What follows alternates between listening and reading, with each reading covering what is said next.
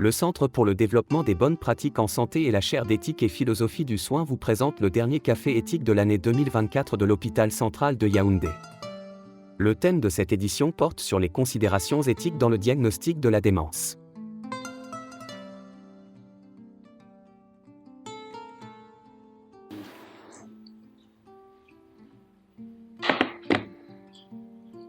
Bonjour, bonsoir. Voilà, nous nous retrouvons à la salle Laurence Bern comme à l'habitude pour les cafés éthiques de l'hôpital central.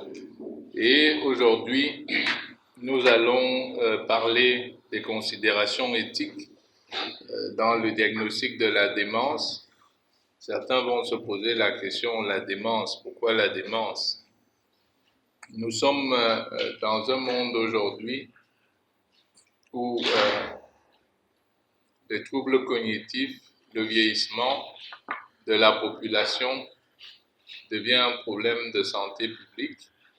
Et avec le vieillissement de la population, il y a un élément évident qui est que le cerveau est vieilli. Lorsque le cerveau vieillit, il peut vieillir normalement, il peut vieillir avec une perturbation des fonctions cognitives. Et nous avons voulu échanger parce qu'aujourd'hui, l'environnement change et quand on se souvient des principes du diagnostic, on va diagnostiquer une maladie parce qu'on peut la soigner. On va dépister une maladie parce qu'on peut la soigner.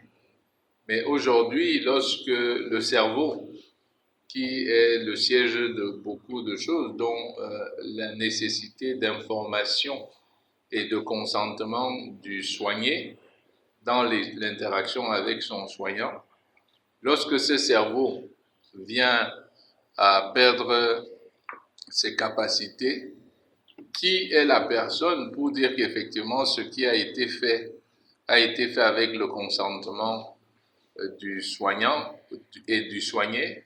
Est-ce qu'il y a eu une information suffisamment éclairée alors qu'un des acteurs a un cerveau qui pose problème? Je voulais commencer par raconter une anecdote qui justifie peut-être ce café éthique.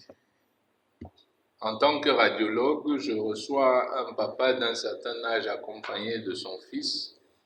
Il me dit, professeur, papa, on dirait que papa perd un peu la tête, on ne comprend plus très bien. Est-ce que tu peux lui faire une IRM du cerveau pour qu'on sache si ce n'est pas le Alzheimer, la maladie d'Alzheimer?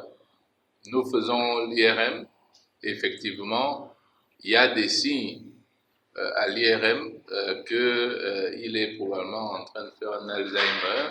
La maladie d'Alzheimer est une maladie dégénérative du cerveau dont la connaissance à l'IRM, l'imagerie par résonance magnétique, fait d'énormes progrès aujourd'hui où on a des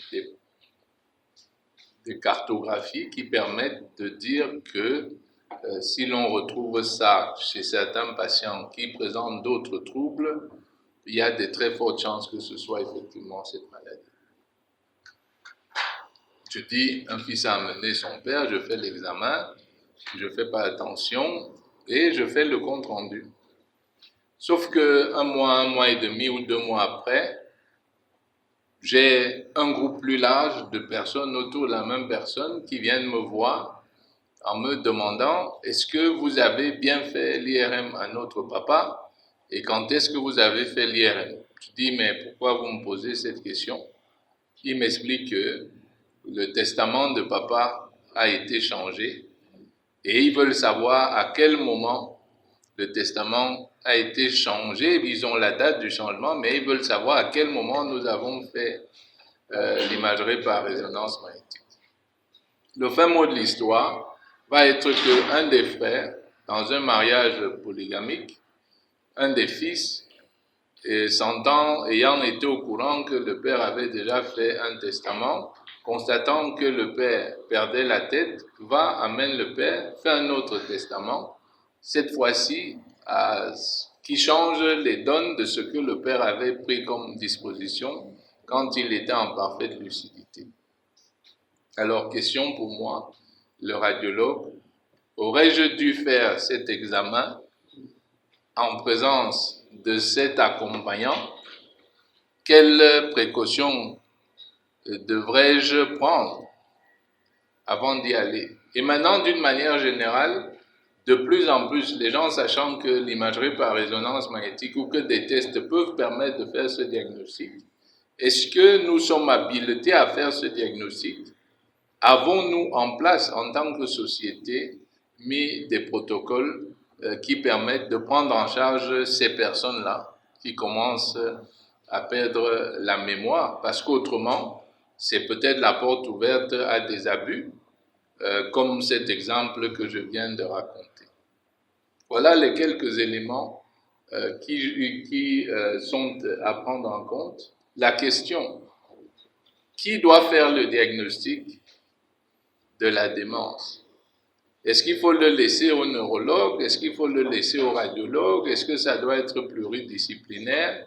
Et une fois qu'on a fait ce diagnostic, quelles sont les dispositions qui sont prises pour protéger ces personnes vulnérables-là dans leur itinéraire de soins,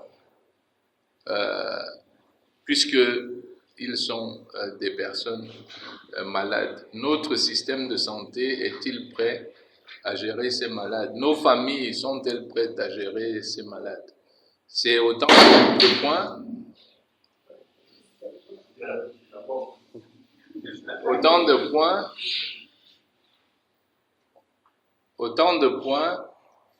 importants à considérer lorsque on parle de la démence et de son diagnostic. Donc pour cet après-midi, le docteur Faustin Yebjo, qui est neurologue à l'hôpital central, va nous camper les notions importantes pour les uns et les autres, et nous allons pouvoir échanger. Donc pour ceux qui sont en ligne, vous pourrez intervenir. L'exposé du docteur Yebjo va passer, après nous allons commencer à interagir avec vos contributions. Mais avant d'aller plus en avant, nous avons appris une triste nouvelle. Le directeur régional élu pour l'Organisation mondiale de la santé, qui a été élu il y a quelques mois, donc le directeur régional pour l'Afrique, est décédé hier. Et je voulais, pour cet acteur remarquable de la santé en Afrique, de la santé au niveau mondial, qui a servi son pays, la Tanzanie, et servi également les questions de santé publique en Afrique, que nous observions une minute de silence en sa mémoire.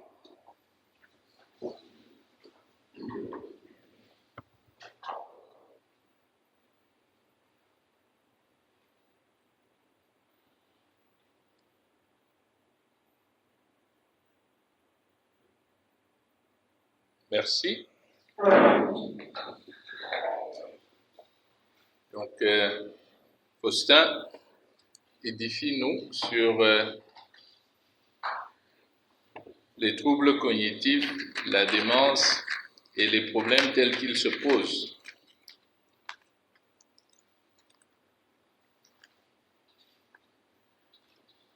Merci pour ce que vous nous donnez cette opportunité d'échanger avec le staff politique sur un sujet, je dirais d'emblée pluridisciplinaire, que ce soit dans le diagnostic, que ce soit dans la prise en charge, avec, comme vous l'avez dit tantôt, certaines considérations importantes dont si nous ne faisons pas attention, nous pouvons nous retrouver dans des situations un peu difficiles, des situations sociales qui peuvent arriver à tout moment. Vous m'aviez dit de préparer quelque chose sur le diagnostic. Je n'ai pas abordé le traitement. Ouais. Donc, je dirais quelques éléments qu'il faudrait pour faire le diagnostic de la démence.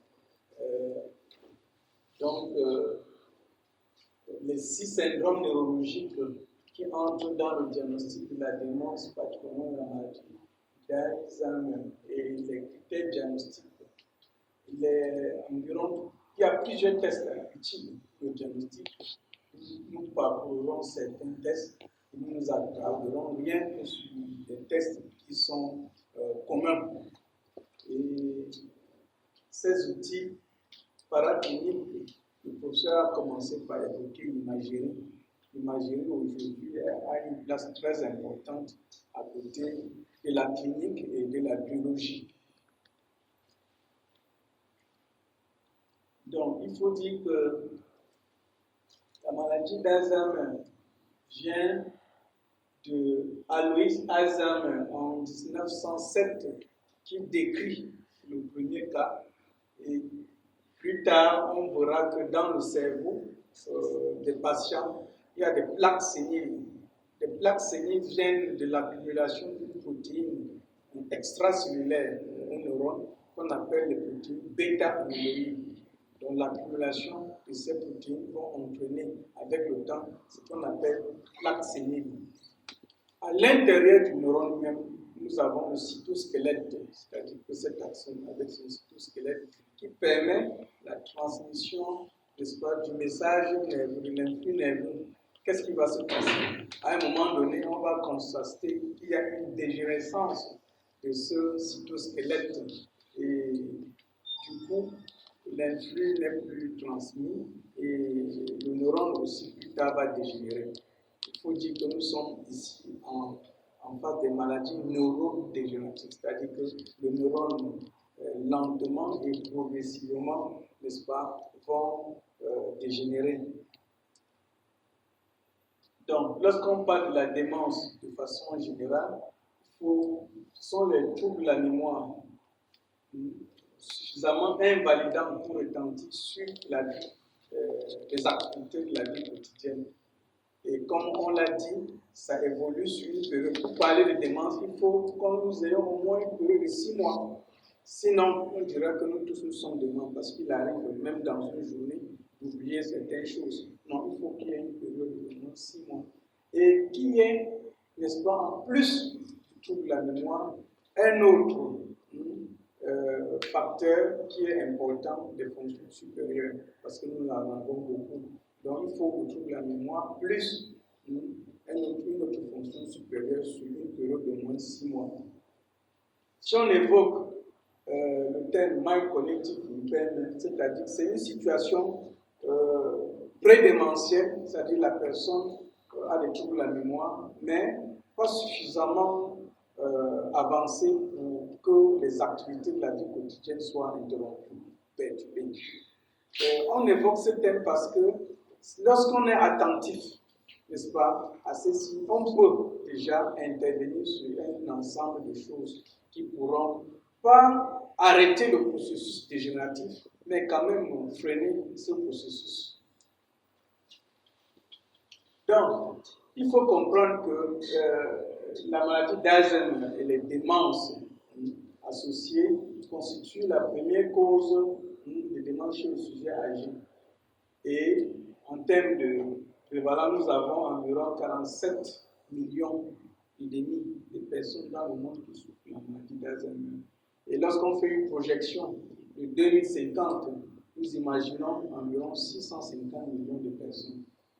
Et si nous imaginons que toutes les 4 secondes, il y a un cas qui est diagnostiqué, ça fait peur. Ça fait peur parce que si, d'une part, nous voulons une expérience de vie élevée, d'autre part, nous devons assumer, n'est-ce pas, ce qui va avec comme pathologie. C'est-à-dire que si nous devons vieillir, nous devons nous attendre aussi à gérer certaines pathologies, comme la démence, à côté aussi des pathologies cardio- et cérébrovasculaires. Donc, à 65 ans, on a une prévalence d'environ 5%, mais avec l'âge, on peut atteindre jusqu'à 30% chez les personnes qui ont 85 ans. Et l'incidence, nous pouvons voir ici, pour 1000 habitants, 10,5 en Afrique du Nord, 9,2 en Afrique latine, 8,8 en Europe de l'Ouest, 8 en Chine. En Afrique, jusqu'à un moment donné, on pensait qu'on n'avait pas de personnes démentes. Ou alors, la plupart de ces personnes qu'on considérait entre guillemets comme fous, on ne pouvait pas les classer dans le cadre de la démence. Il faut dire que jusqu'à aujourd'hui, il y a comme une similitude dans la population commune que les démons sont des personnes fortes. Non, ce sont des entités bien différentes. Bien que dans la sémiologie, on parle de type de comportement que nous allons voir. Donc, dans la communauté, on a pu détecter environ 0,7 à 5,6%. Et en milieu hospitalier, pour ceux qui arrivent, nous allons jusqu'à environ 50% de la population, avec une incidence de 8,7 à 21,8 par an pour 1000 habitants, avec un âge moyen dans notre contexte au sud du Sahara de 70 à 83 ans. Donc la moyenne de suivi après le diagnostic varie. Ça varie. Quels sont les indicateurs?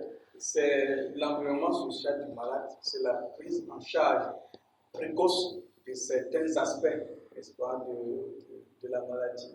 Jusqu'à 20 ans, et la mortalité est élevée par rapport à la population générale, doublement. Et le coût, il faut le dire, c'est vraiment en termes de milliards. Et un aspect particulier, comme le malade a perdu toute autonomie, il faut un aidant.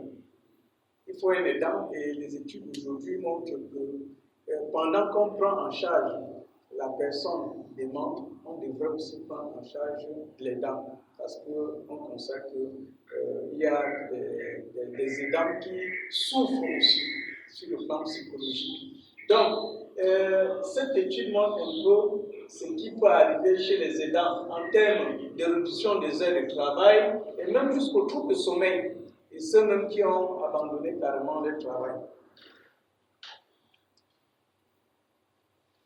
Quels sont les facteurs de risque? Ici, on ne peut pas dire qu'il y a une cause qui entraîne une dégénérescence neuronale. Non. On dit que l'éthiopathogénie est multiple, c'est-à-dire que c'est qui peut entraîner. Donc, nous aurons d'une part les facteurs environnementaux et génétiques, les facteurs de risque, mais aussi nous devons savoir qu'il y a des facteurs qui peuvent protéger les individus à éviter le processus démentiel ou la démence. Et on joue sur ces 4 grands groupes, c'est-à-dire les activités cognitives stimulantes.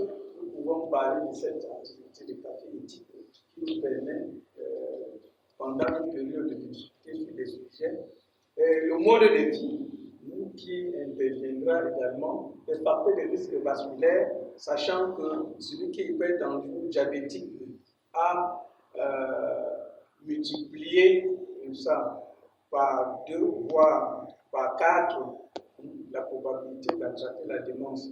Et si nous parlons de mode de facteurs psychologiques, il faut savoir que le stress ou alors la dépression multiplie par 7, n'est-ce pas, le risque d'attraper la démence. Nous comprenons que nous tous nous sommes à risque avec tout ce que nous subissons tous les jours. Et dans ce tableau, et selon les items, nous pouvons, il y a un aspect inchangeable, même si nous changeons très souvent, c'est l'âge. C'est l'âge, et on dit que c'est à partir de 60 ou 65 ans qu'on entre dans le processus de neurodégénération. Mais il y en a vraiment de précoces. Mais par rapport aux facteurs de susceptibilité génétique, on a constaté que certaines personnes porteurs de l'allèle epsilon sur la peau protéine, eux, sont susceptibles, n'est-ce pas, d'attraper la maladie d'Alzheimer ou d'autres démences.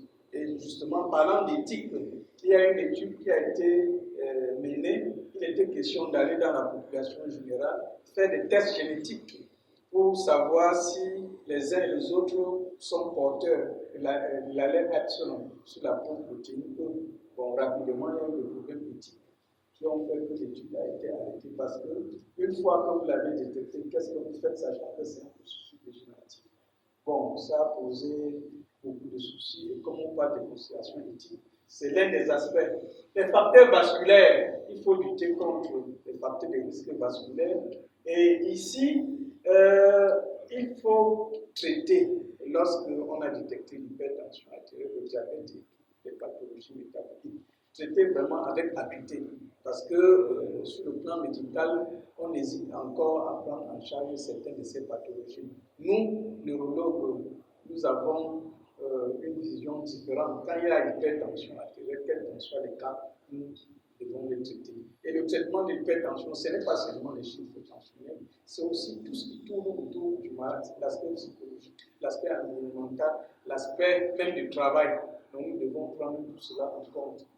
Pour les facteurs psychosociaux, nous sommes tous d'accord qu'un niveau d'éducation bas, n'est-ce pas, va sûrement entraîner vers la démence. Et les habitudes de vie qui nous sommes à risque de la sédentarité, la consommation de tabac et puis l'alcool. L'alimentation aussi, nous devons également nous prendre. D'un côté, nous avons les facteurs de risque pour certains indicateurs, de l'autre, nous avons les facteurs protecteurs pour ces mêmes indicateurs. Donc, ça peut nous amener à comprendre que nous devons faire des efforts. Nous autres, c'est maintenant que nous devons éviter la maladie, pas quand nous avons déjà atteint l'âge où nous sommes susceptibles. Et puis, il y a, avant, on disait que c'est démence sénile. Non, vraiment. Démence sénile voudrait dire qu'on ne devrait pas vieillir. C'est pour cela qu'on dit que la maladie d'Alzheimer et d'autres n'est pas une conséquence du vieillissement. Non, on peut vieillir, sainement vieillir. Donc, il suffit de lutter contre les facteurs de risque. Alors, par rapport à la cascade de dégénérescence neuronale, il y a deux théories. La première hypothèse voudrait qu'on parle des protéines bêta-amyloïdes qui sont des substances extracellulaires au neurone. On se dit qu'avec l'accumulation de ces substances, le neurone progressivement meurt. Mais de l'autre côté, il y a aussi, j'ai parlé ici du cytosquelette du neurone avec son axone qui, avec le temps, peut dégénérer et du coup, le neurone décède. Donc, pour ceux qui pensent que c'est l'accumulation des protéines bêta-amyloïdes, disent que lorsqu'on fait une corrélation entre l'accumulation de ces protéines et le processus dégénératif, on constate qu'il y a une coïncidence. Et ceux, d'autre côté, qui pensent que s'il y a l'accumulation des protéines bêta-amyloïdes, c'est parce qu'au départ, il y a une dégénérescence neurofibrillaire au niveau du neurone. Et que la présence des protéines bêta-amyloïdes ne serait qu'une coïncidence. Bon, dans tous les cas, on constate qu'il y a une accumulation des protéines bêta-amyloïdes et il y a une augmentation de la protéine Tau. La protéine Tau, comme je l'ai dit, c'est ça qui constitue le cytosquelette. Et nous voyons ici, d'une part, n'est-ce pas, le parenchyme cérébral, nous voyons là le LCR. Donc tout à l'heure, on va voir l'aspect biologique. Voilà, c'est les marqueurs qui seront utilisés pour évoquer la maladie d'Alzheimer. Alors, cliniquement, qu'est-ce qu'on aura? Cliniquement, on a vu tantôt dans la définition, il n'y a pas que les troubles de la mémoire.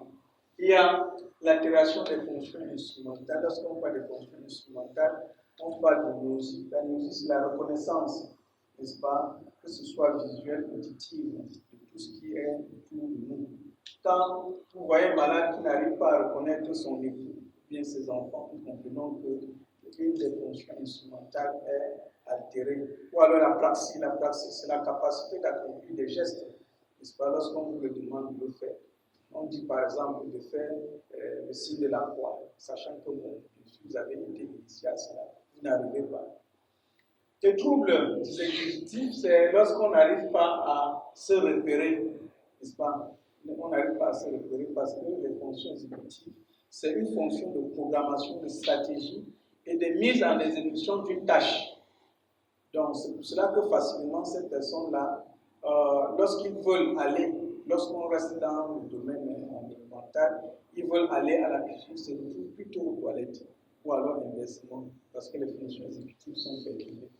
Bien sûr, il peut y avoir des types de comportements que ça peut être une dépression, ça peut être une manie, ça peut être ça peut être des hallucinations.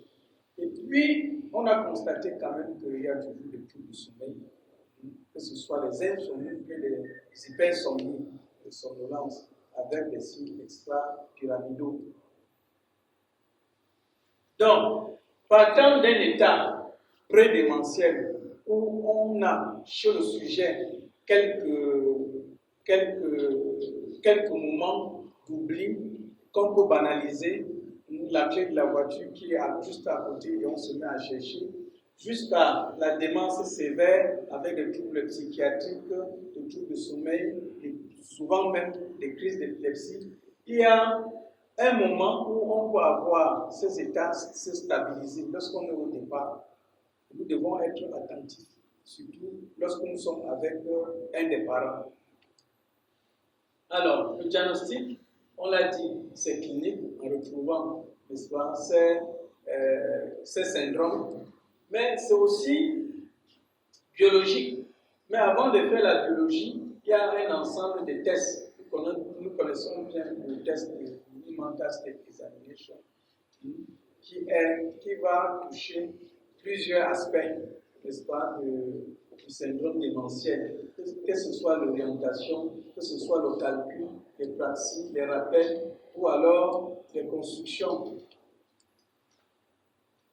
La sensibilité, la spécificité, vous voyez, la sensibilité est très faible, même si c'est spécifique à 89% par rapport à ces textes. Il y a d'autres tests comme la Montreal Cognitive Assessment qui viennent encore un peu augmenter la sensibilité du Mini-Mental State Examination avec la mémoire, l'attention, le langage et l'abstraction, les rappels qui sont interrogés pendant ces tests. Nous avons les 5 mots du Dubois. On demande au malade, on donne les 5 mots et après on va lui demander de dire les 5 mots. Et lorsqu'il n'arrive pas, on lui donne quelques indices.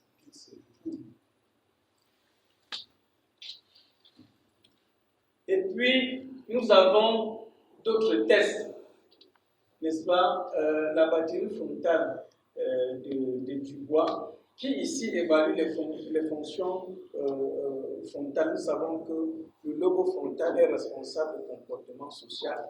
Lorsque nous voyons un malade dans le lit, à un moment donné, il commence à enlever la vie sur soi, alors que nous savons qu'il y a la pudeur, nous comprenons que l'aspect frontal est déjà touché, le comportement frontal. Donc, il y a des tests aussi par rapport à cette fonction-là. Pour ce qui est de l'appareil clinique, le professeur l'a évoqué, je ne vais pas m'attarder là-dessus. Les avancées ont été également faites. Aujourd'hui, je le disais à l'introduction, qu'à partir d'une imagerie cérébrale, on peut déjà suspecter, n'est-ce pas, la maladie d'Alzheimer ou d'autres démences apparentées. Et lorsqu'on peut, dans certains cas, pratiquer le PET, le SPECT-CAM, davantage, on a des éléments qui peuvent nous orienter, n'est-ce pas, vers la démence. La biologie, tout à l'heure, il suffit de prendre le liquide céphalo-rachidien et de doser les protéines tau, phospho-tau et la concentration en protéines bêta-amyloïdes, qui sont des marqueurs avec une spécificité et une sensibilité quand même importante. Bon, il y a des conditions vraiment strictes pour réaliser ces tests. Les tests sanguins, c'est pour exclure d'autres diagnostics, parce qu'il faut le dire, qu'on peut avoir d'autres étiologies. Quand on dit maladie d'Alzheimer ou d'autres démences dégénératives, c'est parce qu'on a exclu d'autres étiologies. L'électrophysiologie viendra avec l'électroencéphalogramme, voir l'activité cérébrale et l'anatomopathologie qui se fait pas sur les sujets vivants, mais sur les biopsies des personnes décédées pour aller voir les plaques séniles et la direction neurofibulaire. Et comme je vous ai parlé des tests génétiques avec la mise en évidence de l'allèle epsilon de la protéine E, qui est un marqueur génétique précurseur de la maladie d'Alzheimer.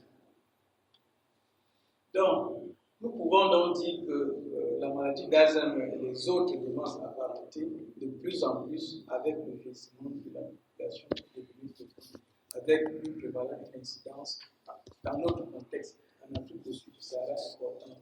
Le handicap, n'est-ce pas, est tant personnel que sociétal, c'est-à-dire le malade qui souffre, la famille qui souffre, avec les considérations dont nous avons commencé à évoquer certains. Les tests neuropsychologiques de base sont utiles, et puis un diagnostic précoce quand même, il faut le dire, permettra un maintien aussi longtemps du patient dans ses activités de la vie quotidienne et même dans son environnement poussé. Merci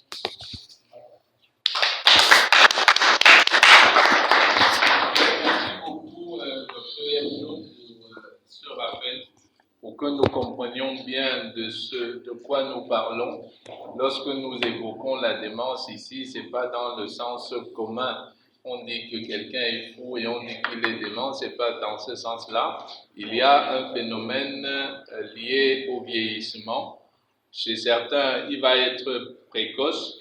Chez d'autres, ce sera un vieillissement à l'âge effectivement de vieillir. On a un certain nombre de comportements sociaux qui peuvent favoriser cette neurodégénérescence, l'alcoolisme, notamment les alcools en sachet qui accélèrent le vieillissement. Le VIH non traité peut également favoriser cette dégénérescence. D'autres maladies, l'hypertension, le diabète, les petits accidents vasculaires cérébraux peuvent accélérer la survenue de cette perte d'autonomie, de cette perte des fonctions supérieures. Il existe des outils diagnostiques. À quel moment les utiliser? Comment les utiliser? Quelles précautions dans une société où aujourd'hui il y a le risque de l'agisme, c'est-à-dire une certaine perception négative des vieux ou des vieillards? Comment organiser l'annonce du diagnostic?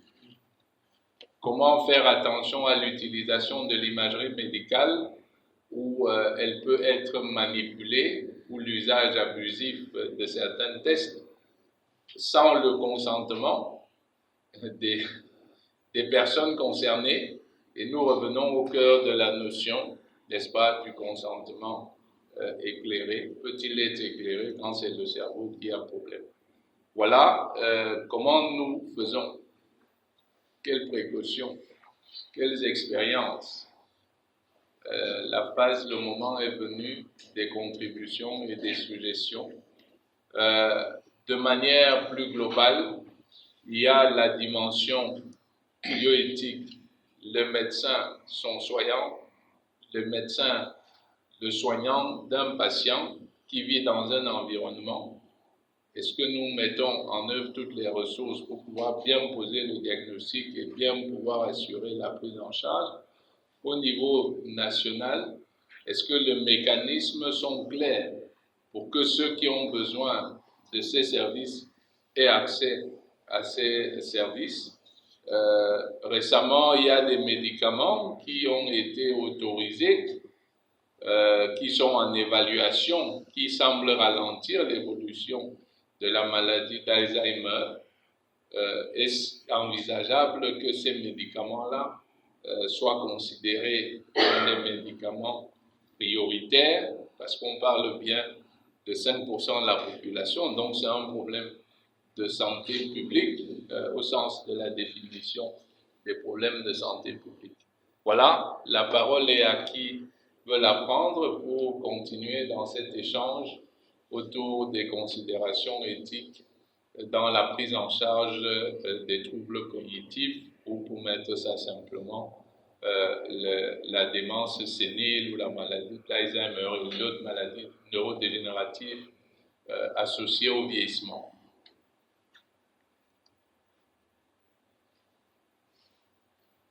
Oui. Allez-y. Ok, oui, allez-y, oui. Notre gériatre, docteur Ntchamaï Bodé, nous vous écoutons. Oui.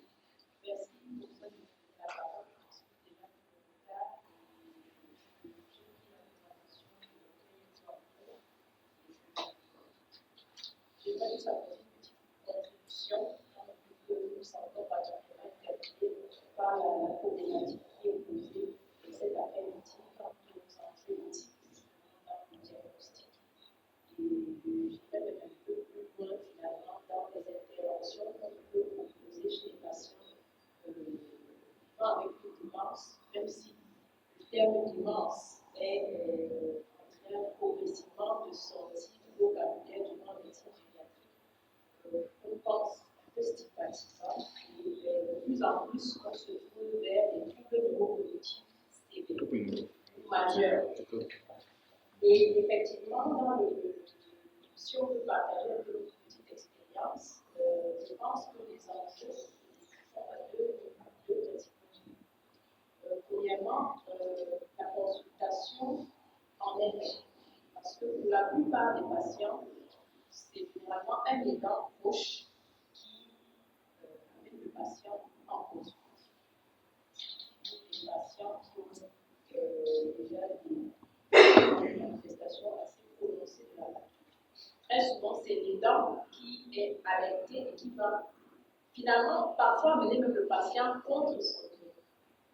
Donc il y a déjà ce premier aspect qui finalement déclenche même le processus qui va amener au diagnostic du trouble en question.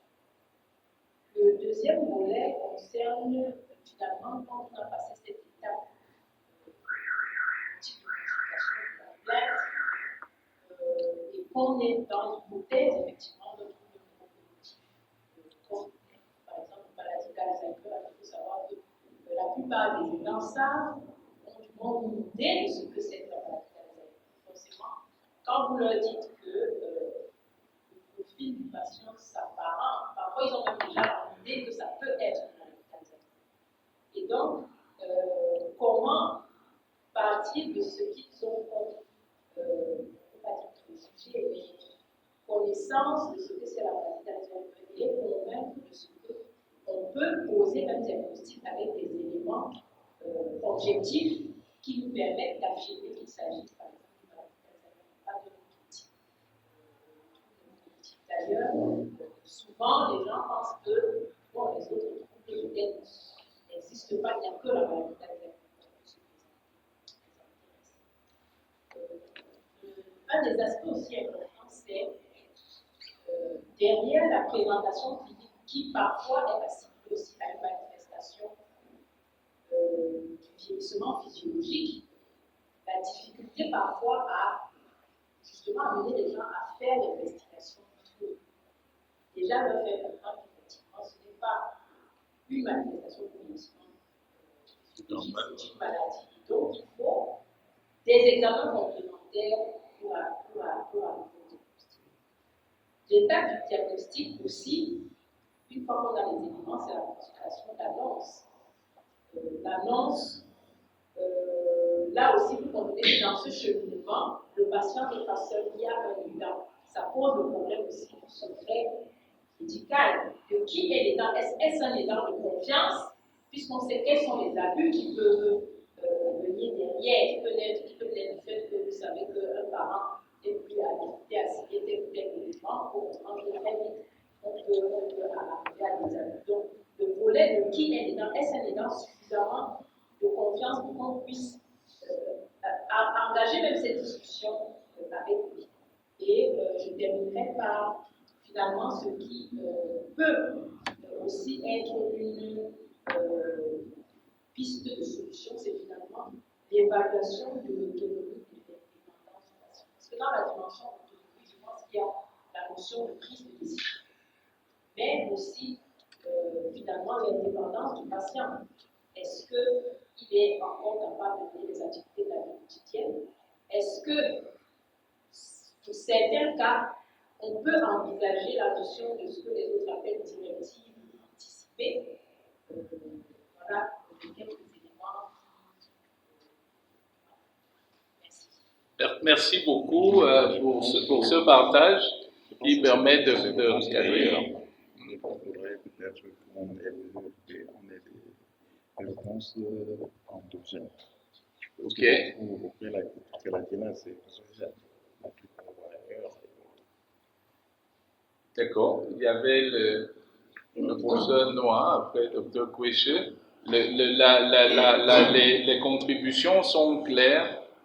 Il s'agit que nous prenions conscience que c'est une réalité chez nous et trouver ce que nous pouvons faire. Que pouvons-nous faire?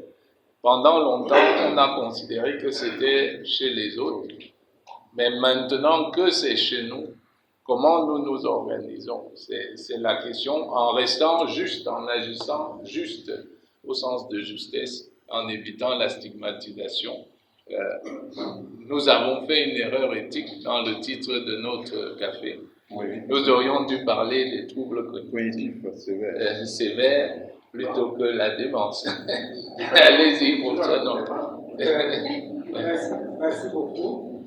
Je m'excuse également pour mon retard par rapport à l'exposé du docteur qui me particulièrement. Je salue également madame que nous avons déjà rencontré. J'ai travaillé, je voudrais d'abord dire à peu près comment est-ce que je m'intéresse à ce problème. J'ai travaillé une dizaine d'années à la communauté urbaine de Yaoundé, à l'appel de M. Gilbert Chiméruna, qui avait donc souhaité un consultant spécialisé dans les questions d'extrême violence. L'extrême violence de la ville, je vous en cite juste trois sur le corps humain. Nous avons d'abord la mort. Donc la ville peut amener beaucoup de morts et la communauté urbaine gère les cimetières. Et j'étais chargé de la communication, de l'anthropologie de la communication, pour amener progressivement les Camerounais à accepter le principe de la création. De la création, pour que la communauté urbaine puisse acheter cet appareil-là. Et donc c'est un choc de l'urbanisme. Le deuxième choc pour lequel j'étais consultant à la communauté urbaine, c'était justement les maladies mentales. La communauté urbaine de Yaoundé a une vieille tradition, une vieille préoccupation pour les maladies mentales, ça a évolué avec l'évolution des définitions. Je rappelle qu'à l'époque de M. Emma Basile, ce que la mairie faisait, par exemple, lorsqu'il y avait un grand étranger comme Jacques Chirac, c'est qu'on capturait toutes les personnes errantes susceptibles d'être victimes de maladies mentales et on les conduisait jusqu'à Betama. Et Betama était en fait un centre de délinquance. Donc, il n'était pas prêt à accueillir ces personnes. Et après un mois, toutes ces personnes évoluant à pied repartaient de Betama et on les retrouvait dans la ville de Yaoundé. Dans la dernière trouvaille que j'ai continué avec M. Luc Messia-Tangana, c'était un contrat avec le ministère de la Santé, avec Mme Laure Mengele, qui est spécialiste également. Donc, ce que nous avons envisagé était le type de recensement qui vient d'être fait par les deux spécialistes. Ma contribution voudrait que j'ajoute parce qu'il y a la gériatrie et il y a tout cet aspect neurologique.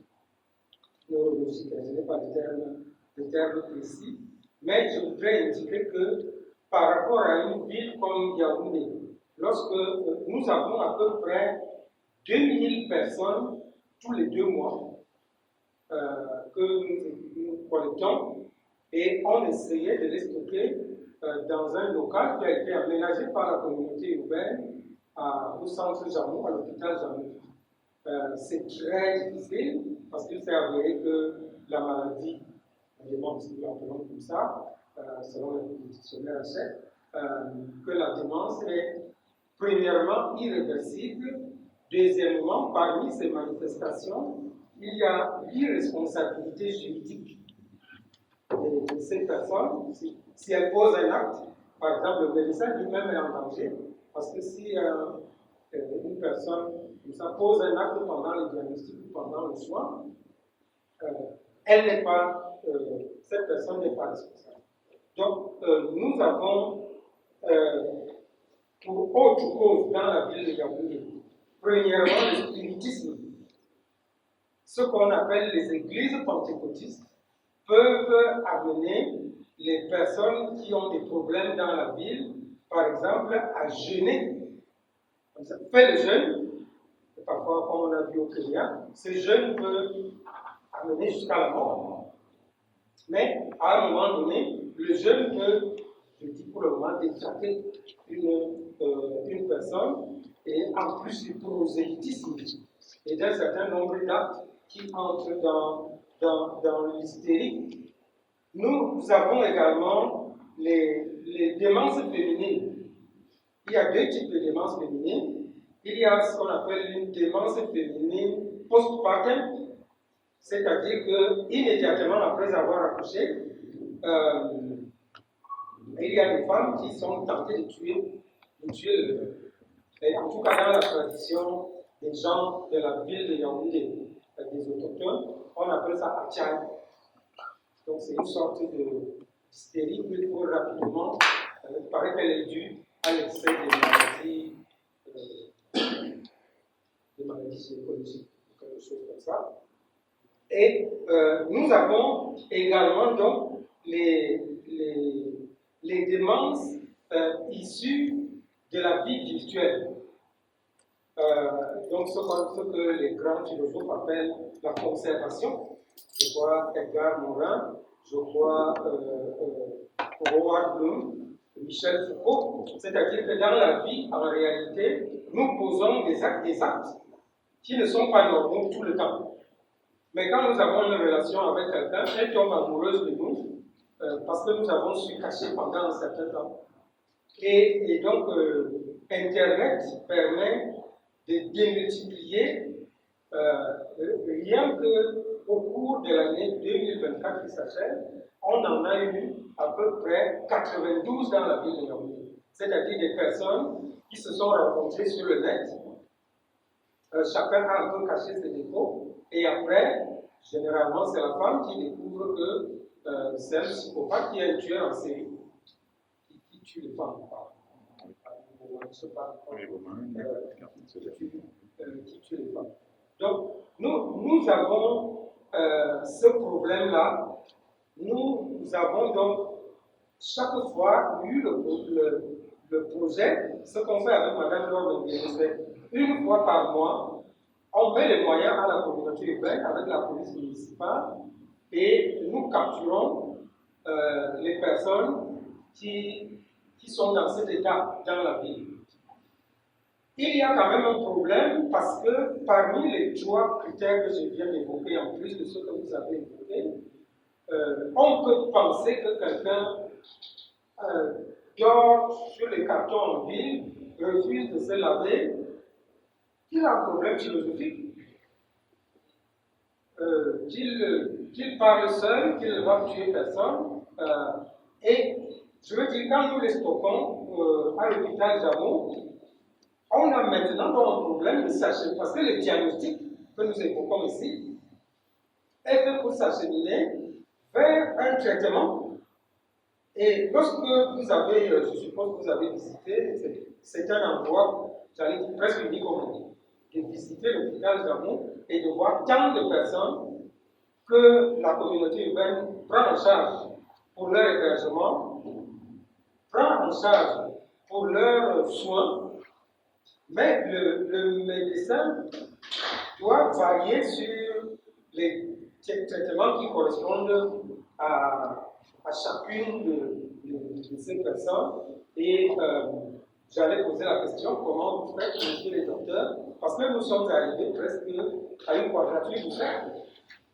Pour rédiagnostiquer toutes ces personnes, pour s'en occuper cas par cas, cela peut poser un certain type de problème. Et j'expose ça comme ça parce que nous sommes dans un échange intellectuel pour dire qu'est-ce que vous pensez des autres cas qui s'ajoutent dans le choc de la vie en ville. Il n'y a pas que le burn-out pour les gens qui ont trop travaillé, il y a d'autres choses qui amènent à avoir de gros problèmes dans la ville. Et maintenant, donc, quelle est la solution lorsqu'on fait un hôpital, un site qui veut soigner ces possibles? Merci. On va continuer, il faudrait passer la parole à Armand. Oui, Armand. Oui. Ok, merci. C'est vrai, l'intervention de l'innovation a été un peu cela. Mais je veux seulement mentionner, bon, peut-être sur le contrôle des développeurs nigériens, nous avons eu souvent plutôt ce qu'il a parlé de dépenses, en fait, l'hystérie du postpartum. Dans la plupart du temps, à notre expérience, il a souvent un pronostic très favorable. Et c'est un peu cela. Mais j'indique quand même le travail fait par la communauté urbaine. Chaque fois que le professeur indice est là, il nous donne toujours des trucs que nous affichons carrément. Mais maintenant, d'abord à la présentation essentielle du professeur Foster. Oui, lorsque vous avez cité l'un des facteurs ce qui m'a un peu, moi, même si la justification s'est apparue un peu, les activités politiques qui nous donnent la prénotification, ça c'est du coup un facteur politique. Même si c'est un facteur de situation. Vous avez trouvé un facteur de différence. Donc, vous pouvez peut-être que dans les gens qui suivent, mais autre chose vraiment qui était étonnante, c'est même d'avoir la réponse du modérateur au départ. C'est même ça c'est-à-dire, de plus en plus on l'aura, c'est-à-dire les gens ayant encore plus ou moins, qui devront faire des choses, soit pour changer de savoir, pour faire moins. Il y a ça, c'est ça.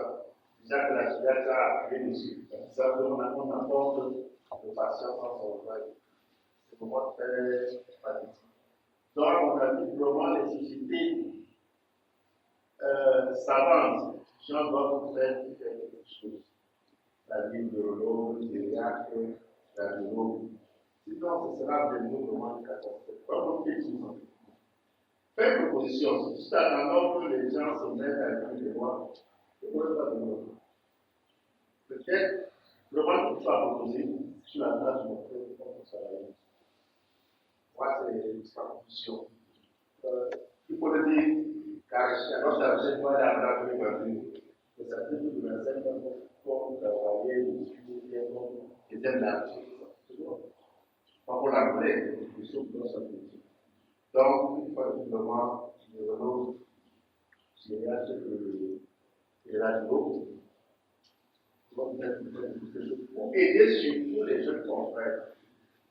Ce n'est pas seulement ici, il y a des gens comme ça, même en poste isolé, qui va même manifester des choses qui sont quelque chose. Merci. Je voulais intervenir par rapport à la gériatrie. J'ai suivi avec intérêt ce que vous avez proposé, mais les dents, quand vous parlez des dents, est-ce qu'il y a des aidants au Cameroun? Lorsque vous parlez vous avez fait allusion à la personne de conscience. Est-ce qu'il y a déjà des personnes de conscience au Cameroun? Lorsque vous avez parlé tantôt ça s'appelle quelque chose anticipé, est-ce qu'il y en a déjà au Cameroun? Parce qu'en fait, lorsqu'on concevait ce café éthique, on se retrouve, nous sommes deux à l'accompagner. Il y a un médecin qui a un ancrage fort sur le terroir. Moi, je reviens. Donc, on s'est toujours dit quelles sont les réponses éthiques adéquates, je dirais des réponses exogènes. Parce que les dents naturelles auxquelles vous avez fait allusion, il est déjà dans la loi. C'est-à-dire qu'en fait, on l'a travaillé comme notion éthique, et la loi qui s'appuie sur l'éthique en a fait un objet juridique. La notion de la personne de confiance, à laquelle vous avez aussi fait allusion, ce n'est plus seulement, c'est plus livresque ou éthique, c'est né dans l'éthos éthique. Mais comme il y a une continuité, c'est désormais dans la loi. Et puis les trucs anticipés sont aussi dans la loi, mais dans un autre contexte. Mais pourtant, nous avons les situations qui ont créé toutes ces réponses au Cameroun. Comment on fait pour pouvoir faire en sorte qu'il y ait un accompagnement, une prise en charge éthique des troubles cognitifs au Cameroun?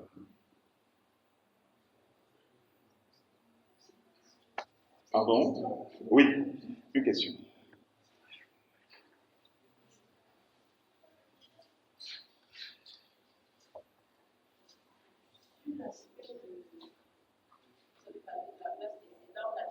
Oui, j'ai parlé, en fait, je vais dire qu'en fait, dans un autre pays, je ne vais pas citer, c'est déjà encastré dans la loi. Mais est-ce qu'on les a déjà ici au Cameroun? Est-ce que la société, nous avons fait tout un travail ici sur le garde malade. Alors, le nom, c'était le garde malade, il m'a semblé que c'est le nom qu'on a su au Cameroun. Est-ce que un travail est fait, parce qu'après notre café éthique, il y a eu beaucoup de réflexions. Est-ce qu'un travail déjà de formation, parce que l'éthique c'est d'abord la formation, et enfin donc peut-être la mise en route d'une loi qu'on demande ardemment. C'est vrai que j'ai utilisé le terme élan naturel. Ah oui. En fait, le terme consacré de manière générale, mais à mon humble avis, je crois qu'on n'a pas encore un texte, un cadre légal qui régit vraiment la fonction même des dents naturelles, des dents du fait. Dans notre contexte, je pense que l'une des explications, c'est parce que peut-être culturellement, on pense que aider l'autre est quelque chose peut-être d'intrinsèquement africain. On ne sait pas que ça peut être encadré. Ce n'est qu'une hypothèse. Je peux me tromper, mais je pense que c'est cette impression qui fait qu'on n'a pas senti peut-être la priorité ou l'urgence pour nous d'encadrer justement celui qui apporte l'aide à quelqu'un qui est dépendant en perte de vue. Et ce n'est pas toujours un proche de la famille, ça peut être un professionnel. Sauf que on sait aussi que dans notre contexte, les premières personnes qui vont sonner l'alerte, c'est souvent les proches. C'est l'entourage, c'est la famille, c'est le conjoint, ce sont les enfants qui vont s'inquiéter de ce qu'un parent a des troubles de la mémoire, a un comportement parfois jugé irrationnel, qui donc déclencher le contact avec le système de santé. Concernant également le volet directive anticipée, d'ailleurs relève de plusieurs aspects aussi bien éthiques que même légaux, parce que la notion de directive anticipée suppose que quelqu'un qui est en pleine possession de ses facultés vous dit par exemple, si d'aventure j'ai un arrêt cardiaque, je ne peux pas être réanimé.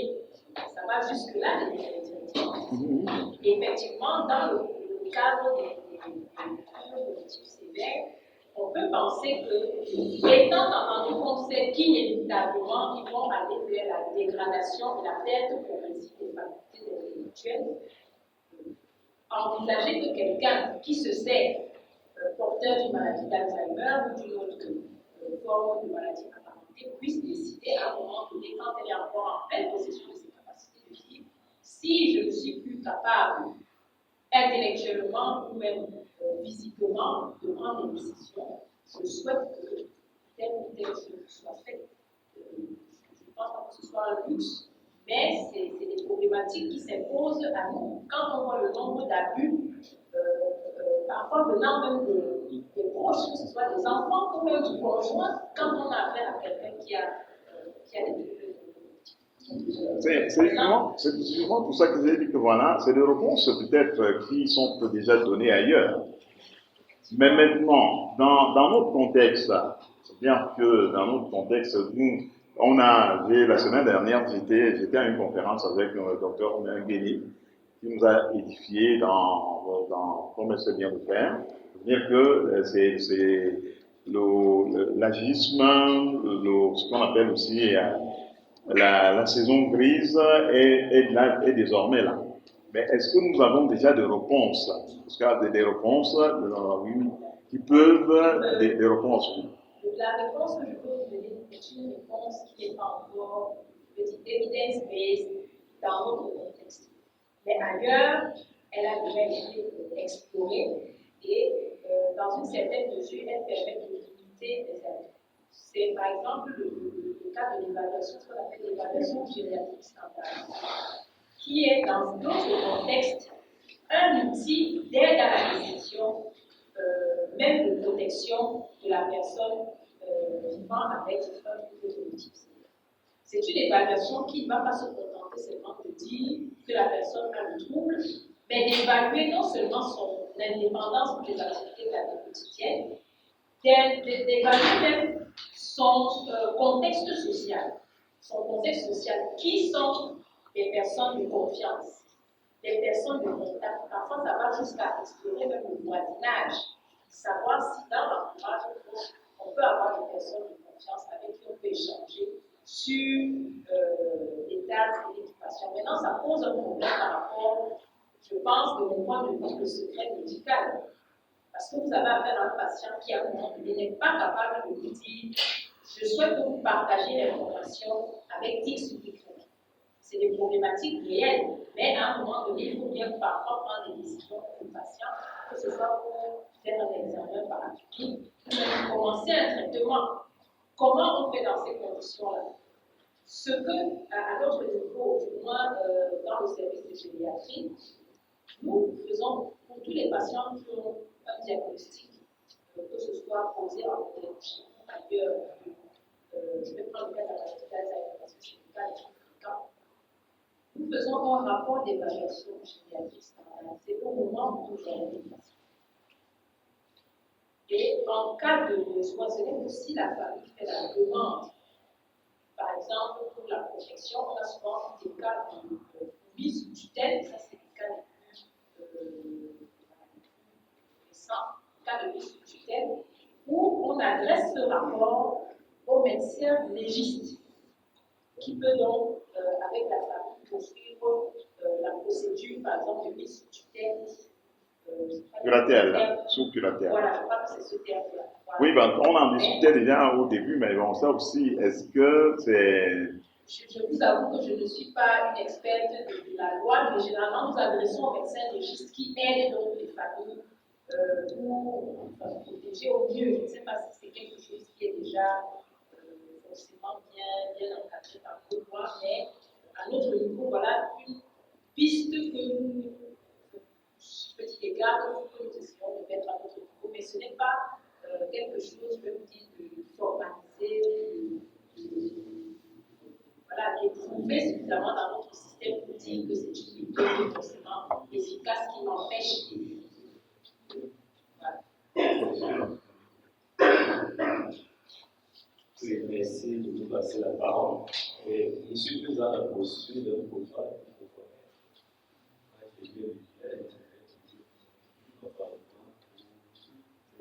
Bon, je voudrais particulièrement m'intéresser au développement du docteur Yedela.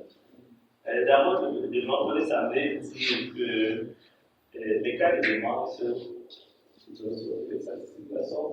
on est plus dans les sociétés développées que dans les sociétés qui développent complètes comme ça, qui sont là-bas, il y a plus de facteurs pour de familles dans le contexte. Et puis, dans la typologie des démences, vous avez parlé de la démence sévère. Vous avez parlé aussi des questions. Cette typologie, la réforme que nous connaissons. Et le dernier élément, j'ai entendu sur le médias sociaux, c'est qu'au village où je suis, c'est 80-90 ans. On ne sait pas comment les prendre en charge. Nous ne sommes pas en ville, nous sommes à l'aide de l'administration, à l'aide de l'initiative. Au contraire, ils viennent encore entre guillemets pour nous. C'est facile de dire que les cheveux des sorcières. Oui. Qu'est-ce que vous nous conseillez? Je prends un exemple. J'ai une maman, une dame, peut-être 3 jours de pas la personne. En fait, une semaine à pleurer. Ou bien demain, il ne mange plus, ou bien. Et ça gêne les gens qui sont appelés parce que je vais d'abord dire la pour s'occuper de cette qualité-là. Et puis, je vais terminer en demandant à la même s'ils sont dans la même service ici. Comment on dirait des manques dans notre contexte en médecine? Comment on dit? Des manques. Bon, je suis tenté de dire à vous, mais quel qu'on a des trucs là? C'est pas la folie.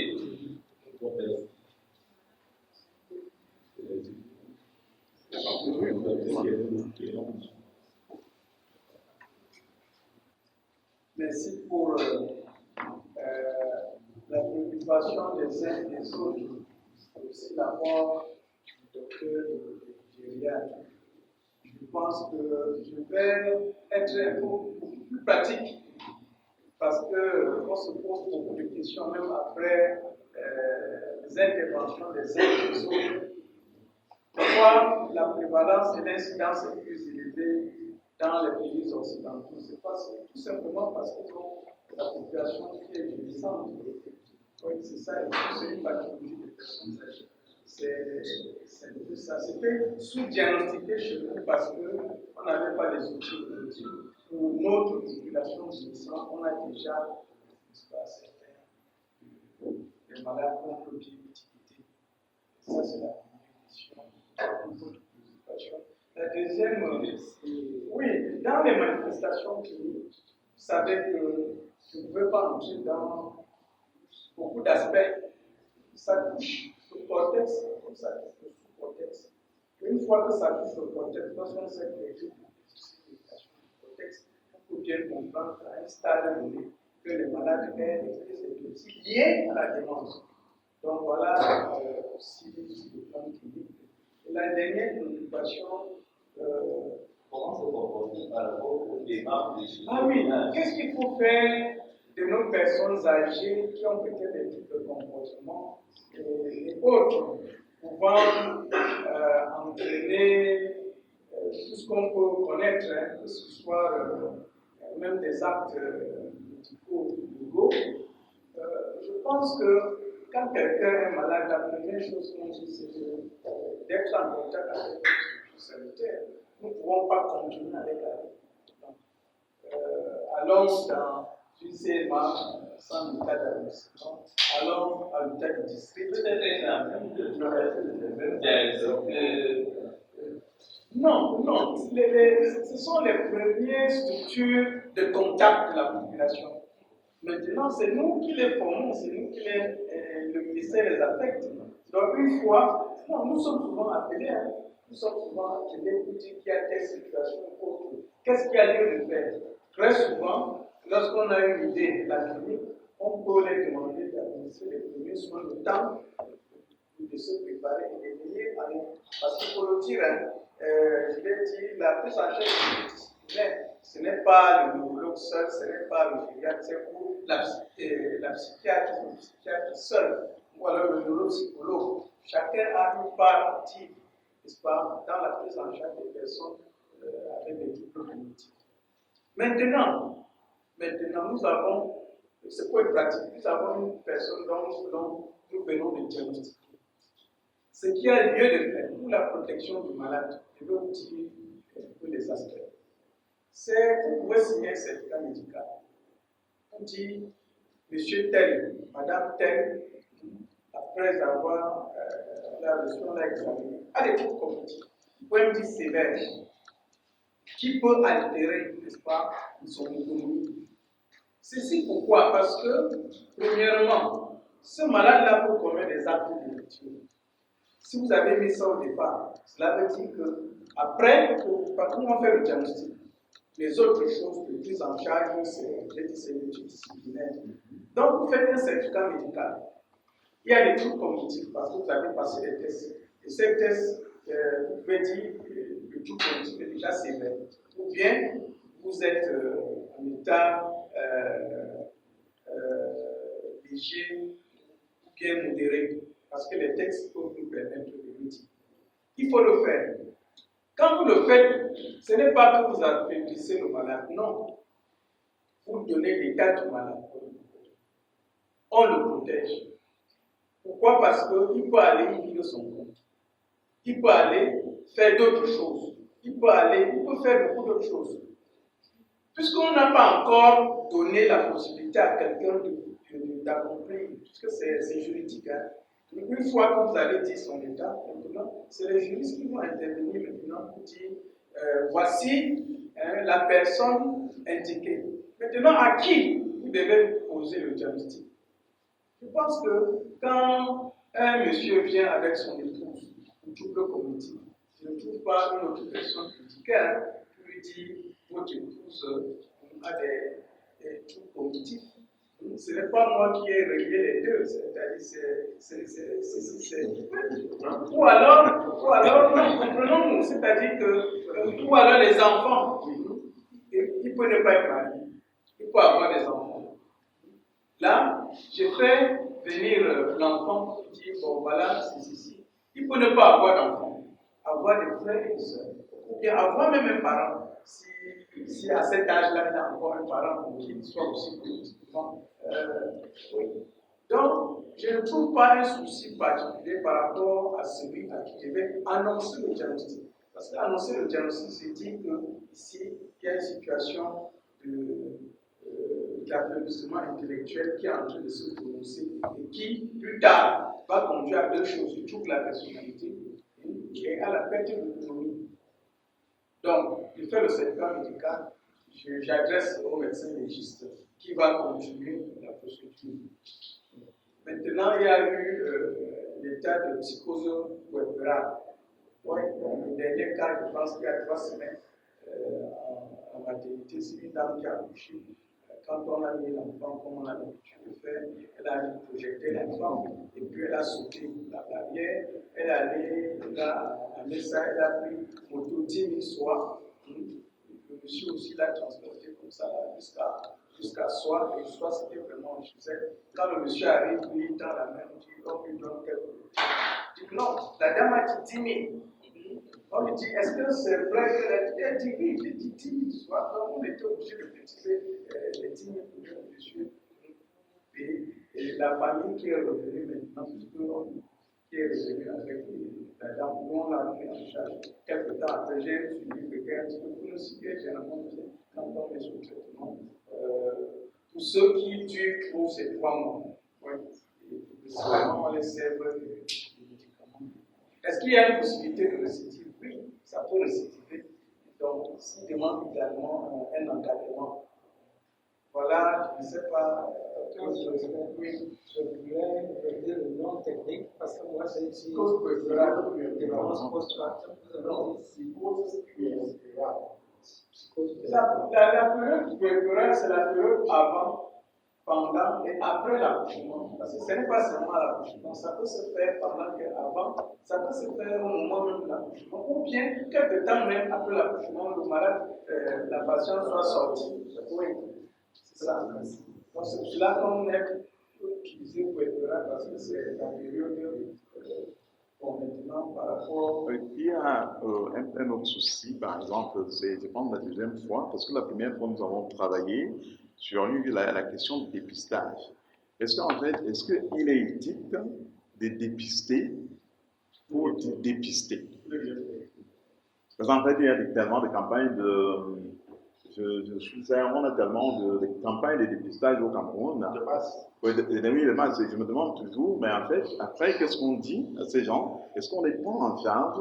Ou alors, est-ce qu'on leur dit bye bye, ça va, vous savez de quoi je vous souffrez? Dans mes propos, vous avez vu parmi les outils diagnostiques, il y a le test génétique. Et je vous ai parlé de cette étude qui avait été menée dans le temps dans la population pour détecter ceux qui portaient la lettre epsilon, la protéine E sur le chromosome 19. Ils ont commencé, mais très tôt on s'est rendu compte qu'il y avait un problème éthique. On a arrêté l'étude. Parce que, imaginez-vous, bon, je suis à l'étape où je suis, et puis on me dit que je suis porteur de la lettre epsilon. On sait que cette lettre epsilon est précurseur, n'est-ce pas, de troubles cognitifs à partir de 65 ans en plus. Qu'est-ce qu'il faut faire? Ça pose également ce problème dans le temps où, au début de la maladie du VIH-Sida, où est-ce qu'on devait faire le screening à tout le monde? Bon, on est arrivé à un moment donné que, avec le consentement, on pouvait détecter parce que tôt, pris en charge mieux le statut biologique de la personne que comptait. Donc, je pense que ce sont des sujets sur lesquels on peut davantage. Parce que pour le faire, c'était réglé, dépister, oui, avec le consentement. Parce que tôt, dépister, mieux, on le prenait en charge. Et on évitait le passage du virus, n'est-ce pas, à la maladie. Est-ce que maintenant, dans le cadre des troubles cognitifs, si on détecte tôt, est-ce qu'il y a une possibilité de prise en charge qui aiderait le patient? Moi, je dis oui. Oui, moi, je dis oui. Détecter tôt. C'est pour cela qu'il y a un slogan que nous, la communauté scientifique des neurosciences, une fois nous avons dit sortir l'épilepsie de l'ombre. Vous comprenez, sortir l'épilepsie de l'ombre. L'ombre là, c'était quoi? On gardait les malades dans les maisons parce que c'était une maladie stigmatisante. Une fois qu'on les amenait à l'hôpital dans une structure sanitaire, la qualité de vie était improvée. Donc j'ai chuté du coup pour la qualité de vie parce qu'ils étaient pris en charge sur les différents plans. Je pense que, vu sous cet angle-là, sortir nos malades avec tout le cognitif, n'est-ce pas, de l'environnement là ils sont pour qu'on puisse faire le diagnostic, aiderait, n'est-ce pas, non seulement les malades, mais aussi la famille et même la société. Parce qu'on vous a dit, pour ceux qui ont un de ces malades, vous pouvez imaginer en termes de coût ce que ça représente. Merci.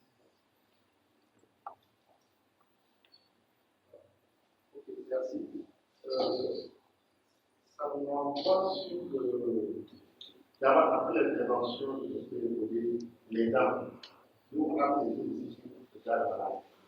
Après, garde malade.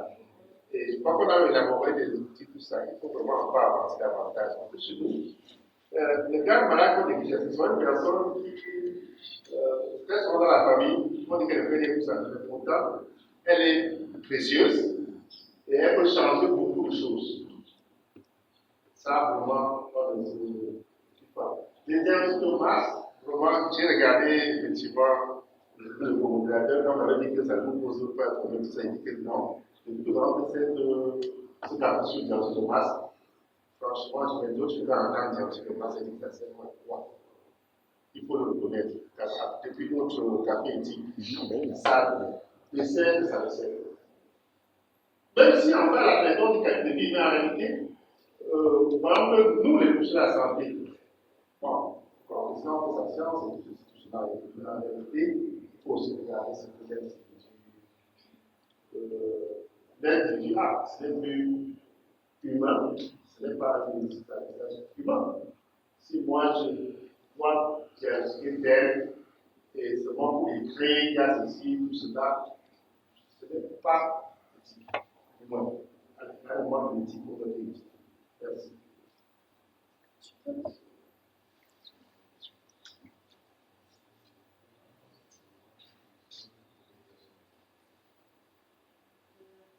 Merci beaucoup. Merci à tous les intervenants qui ont parlé jusque-là.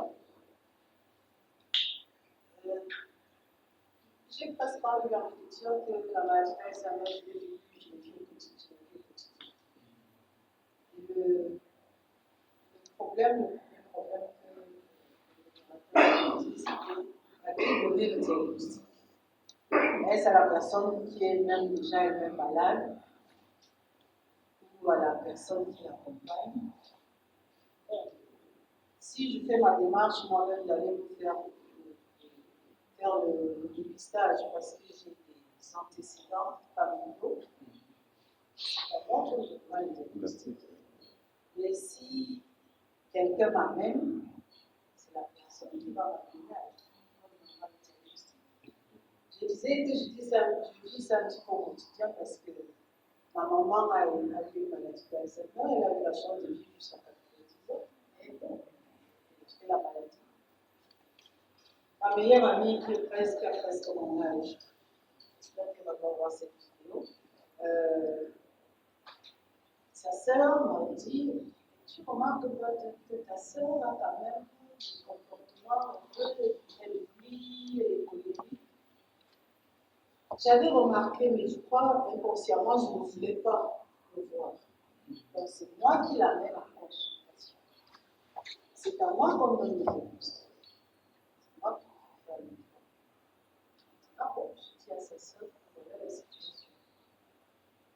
Donc, je pense qu'au niveau éthique, nous avons l'habitude. Quand une maman amène, une dame amène un enfant à la consultation, elle ne demande pas forcément est-ce que c'est sa mère, tu es sa mère, est-ce que tu vas aider.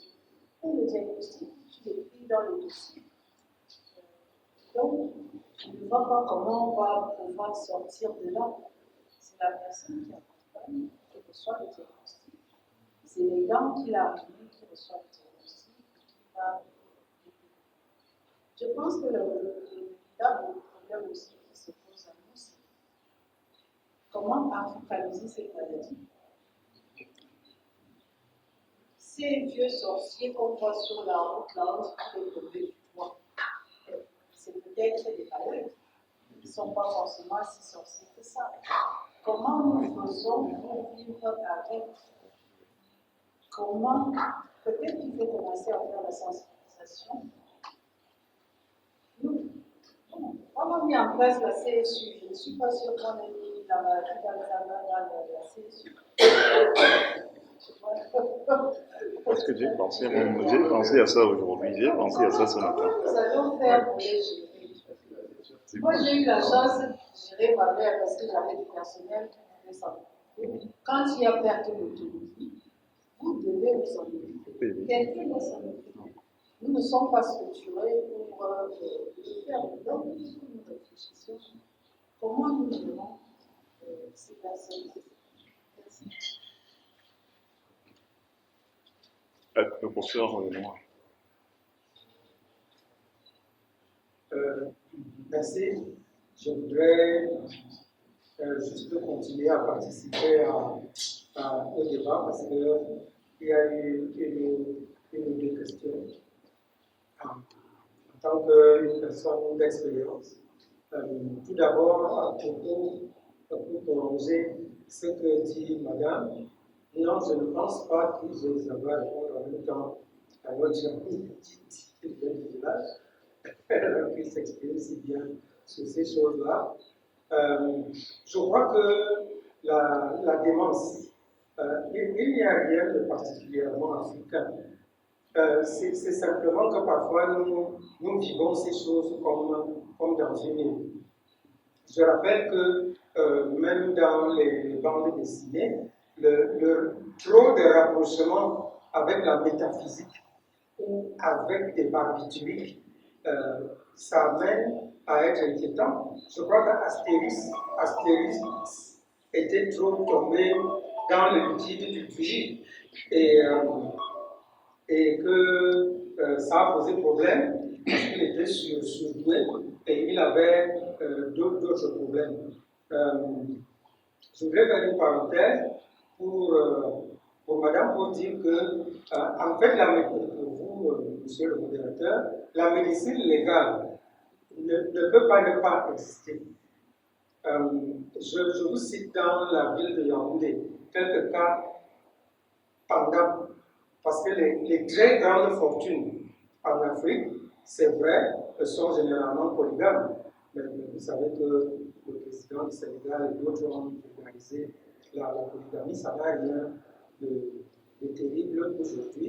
Mais les très grandes fortunes dans la ville de Yaoundé, je crois que M. Fouda, je crois que M. Samba, je crois que M. Ndogolega, voilà des personnes qui, au vieil âge, ont varié. C'est-à-dire qu'il a d'abord signé un testament, et puis, à un moment donné, il a signé un autre. Et en ce temps-là, on est indéfiniment au tribunal, je ne crois que depuis 40 ans pour l'un d'entre eux, parce que les partenaires disent qu'entre une première signature et une deuxième, il était habilité, ou bien quelque chose est arrivé et il a rappelé le notaire. Oui. Donc, maintenant, la médecine légale, c'est vrai que la plupart de ces personnes sont décédées, mais il y a quand même une sorte d'indication qu'il a pu y avoir un problème, pour que peut-être une grande colère, peut-être quelque chose a fait qu'il déprime, et il a décidé de varier. Donc, c'est un cas de médecine légale. Je voudrais également signaler, parce qu'on évoquait les tests tout à l'heure, premièrement, la situation du garde malade, et deuxièmement, à la communauté urbaine de Yaoundé, à la radio Nkolongola, si jamais vous écoutez cette radio, vous allez entendre toutes les 2 heures des messages dans diverses langues, parce qu'avec Mme Mungene, on avait dit qu'on ne peut pas se rapprocher des gens, parce que ça va faire un peu compliqué pour une ville de plusieurs millions d'habitants. Donc, on lance un appel dans toutes les langues du Cameroun, en disant, si jamais vous vous sentez, le message le plus intéressant, c'est en langue de Dieu, parce qu'on a pris des comédiens pour interpréter ces messages rédigés, qui disent que si vous vous sentez vraiment plus angoissé que d'habitude, si vous ne sentez pas votre corps, vous pouvez vous rapprocher de l'atelier du centre Jean, de la plateforme du centre Jean. Peut-être que madame a des statistiques, je ne sais pas s'il y a vraiment beaucoup de gens qui s'auto-diagnostiquent, si je puis dire ainsi, mais voilà une activité qui est plus raisonnable que de foncer sur les personnes, peut-être les personnes elles-mêmes. Je voudrais, m'excuser en maintenant la parole, pour répondre à la question en tant qu'anthropologue de la communication sur la désignation de la démence dans les langues africaines. Je voudrais qu'on n'y aille pas directement, qu'on dise d'abord que, quelle que soit la langue au monde, pour désigner ce genre de choses, on a évolué par rapport à la science, d'une part, même en français. Deuxièmement, on a évolué par rapport à l'humanisme. C'est-à-dire, est-ce que je dois dire que vous êtes fou? Ce que nous appelons l'attribution, je vous attribue la folie, etc. Donc, on est prudent par rapport à ces 2 choses-là. Ce que je peux indiquer, c'est que dans les langues femmes, toutes les maladies s'appellent tout. C'est-à-dire que si tu es malade, on dit un bouton, ainsi de suite. Mais quand on a une maladie mentale, on peut dire étonne. Étonne, je sais pas, peut-être en langue. C'est un autre langue. En langue étonne. Ce que je veux dire, c'est que cette désignation reste donc dans le domaine de la maladie. Parce que l'Africain considère comme maladie la maladie physique. Maintenant, quand vous avez des problèmes de démence, etc., l'Africain a tendance à penser que vous avez été vous-même volontairement en train de vous rapprocher des choses dangereuses. En Afrique, on dit, tu es parti boire quelque chose, tu es parti toucher quelque chose. Deuxièmement, en Afrique, il y a un certain nombre de règlements qui vous éloignent de ce qu'on peut appeler la démence. Et donc, délibérément, vous avez enfreint à cela. Donc, c'est un peu, on vous accuse dans ce temps-là. Je prends deux exemples. Dans la procédure de mariage en Afrique, chez les femmes, c'est-à-dire les petits, les plus, etc., il y a ce qu'on fait chez les gens de l'Ouest également, il y a une procédure qu'on appelle, et là on appelle ça Toke-Porte. Toke-Porte est une procédure très sévère dans laquelle les deux patriarches doivent énoncer la généalogie proche. Si l'un d'eux indique une tribu, une origine familiale qui correspond à l'autre, le mariage est automatiquement annulé pour cause de consanguinité. Parce que la consanguinité va amener donc des enfants serpents qui ne se lèvent pas, des enfants précocement adolescents qui n'obéissent pas, donc des manques pratiquement. Je prends juste un autre exemple. En Afrique, il est interdit de manger une bête malade ou une bête qu'on a tuée sans le savoir. C'est la même loi que chez les Juifs, etc. Mais aujourd'hui, dans la médecine générale, on appelle ça One Health. Je crois que les médecins le savent. One Health veut dire que aujourd'hui, dans la ville de Yaoundé, la moitié des personnes qui sont taxées de démentes sont dans cette situation de maladie parce qu'ils ont consommé des animaux malades. C'est-à-dire des poules élevées en 2 jours, des poules. J'ai écrit un ouvrage sur le manque de nuit, parce que la nuit noire, quand on habite en ville, est ce qui nous manque. Aujourd'hui, on ne dort pas. On ne voit pas la nuit noire qu'on voyait au village. Il n'y a pas un moment consacré à jouir de la nuit noire qui est une matière. Donc il y a des lumières tout le temps. Et je signale que pour les animaux comme les poules, lorsqu'on veut qu'elles mangent 24 heures sur 24, on n'allume pas, on n'éteint pas. Comme ça, elles ne sont plus distinguer entre la nuit et le jour. Bon, bref, c'est des études que nous avons faites pour montrer que les 3 quarts des animaux que nous mangeons sont déjà des malades mentaux. Et que, automatiquement, ce stress-là, je le cite ici, appelle ça One Health, c'est-à-dire une seule santé. La santé des animaux et également la santé des personnes. Et donc, la consommation excessive de ces animaux amène donc à avoir un certain nombre de fragilités psychologiques. Je ne peux pas encore en citer, mais dans ce temps-là, je crois que j'ai répondu à la question de savoir quel est le nom. Donc, le nom reste sur la maladie physique. Et le reste, on va appeler ça au niveau.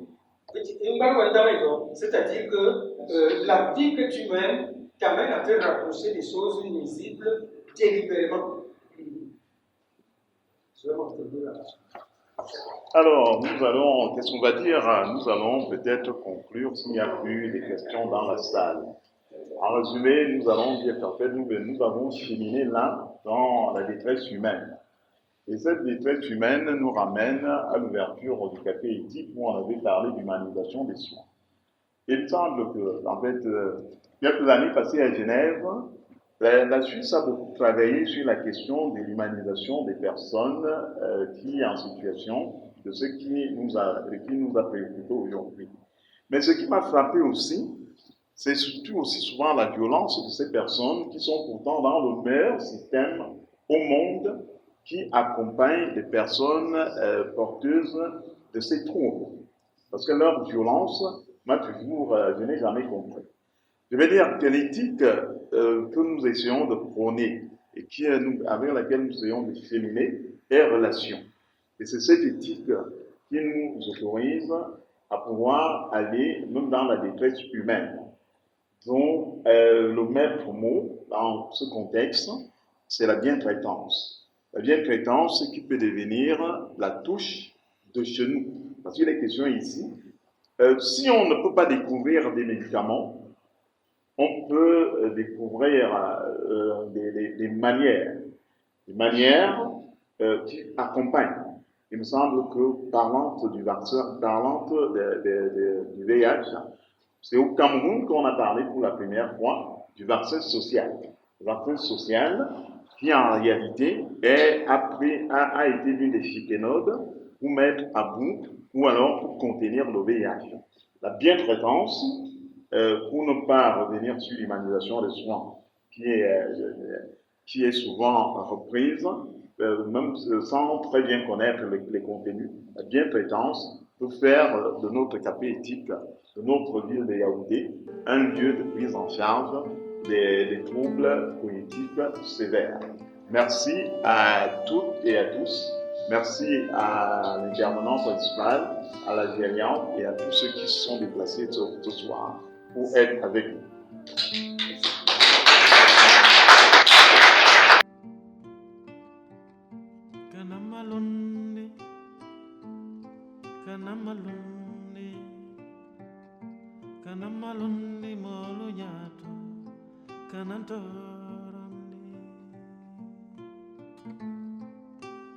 Cette dernière édition de l'année 2024 du Café éthique de l'hôpital central de Yaoundé vous a été présentée par le Centre pour le développement des bonnes pratiques en santé. Merci à tous les membres de cet espace de réflexion et heureuse fête de fin d'année à tous.